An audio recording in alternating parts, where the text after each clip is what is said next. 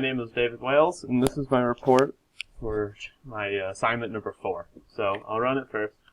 I can pick male. I'll pick a length between 4 and 7 characters. I did an n-order Markov model here, so I'll do 3. I'll do a third order here, and I'll generate 5 names. So there's the names that were generated. Notice none of them are like totally random, like they end pretty well, and you know, they start with capital letters and everything, so obviously those are somewhat working. I'll run it again though for female. I can do a length between 4 and 7 again, and I'll do a second order Markov model this time. I'll generate 10 names. And there we go. And that is my little demonstration there. So I'll exit out of that. So now onto my code. So basically, in my main, all that was happening was it was basically just the interactions with the user to pick the information needed to generate the names and how many names and such. So basically, it just had a big while loop telling it to keep on looping as long as the user wanted to run another test. Then it would ask, it would make sure that they entered a valid gender, and then it would set the gender equal to the enum that I specified. And then they'd enter the min-max, enter the Markov model, enter the amount of names they wish to generate, and then it would load the names from the text file. So, for my name loader, all that would do was it would take, you know, the gender and the order of the load. And then I did make my name loader a singleton, and so I called instance at the top, because that's the only time it's being called. Set the order of the name loader, and then here I opened up, if the gender was set to male, I opened up names boys.txt, otherwise it was names girls.txt.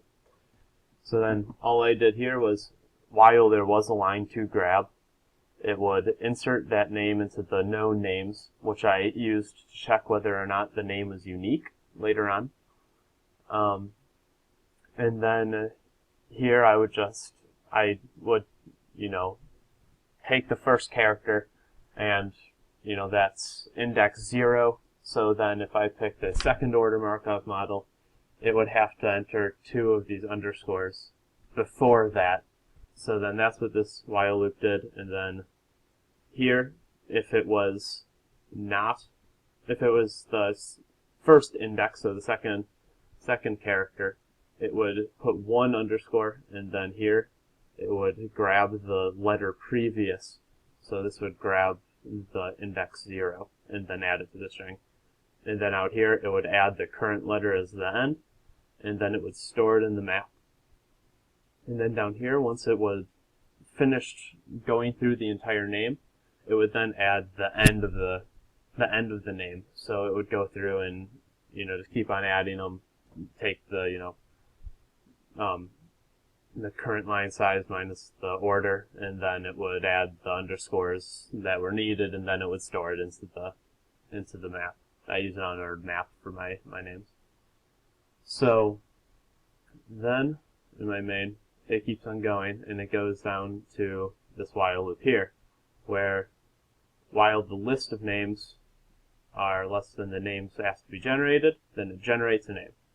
So then in generate name, it just generates random numbers. I had to do 2 just random things here, because the first one is always the same thing, even though I specified srand time null. So it worked when I added 2, and it was only 1 extra calculation, so I figured it wasn't awful.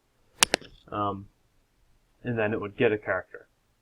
So the get character is in name loader, and it would just go through here, and if there was no underscores in it, then it would not be uppercase, is what this signifies, and you would just pass in, you know, the size of the string minus the order. So however many characters specified by the order, essentially.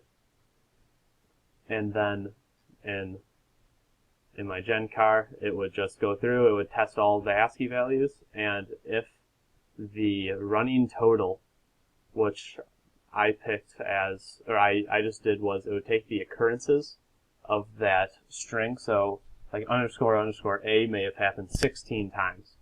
So then its occurrences would be 16, and it would keep on going up, you know, as the ASCII values go forward. So if like underscore underscore B happened, then it would, if it happened like 5 times, then, you know, it would just happen underscore underscore A plus underscore B amount of times. And then that would be what the running total is.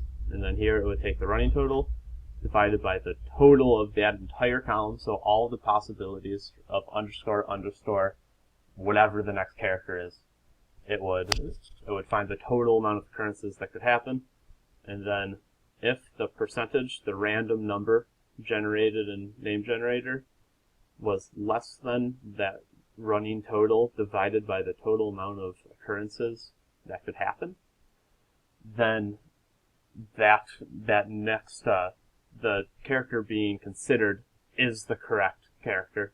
So then I would set it equal to the character being generated, and then I would return that new character, and then down here it would return that character, and then it would just add it to the name, and then it would repeat again, and then that would be it. So I believe I have covered everything in here. The only other thing I could say is that I did comment everything fairly well.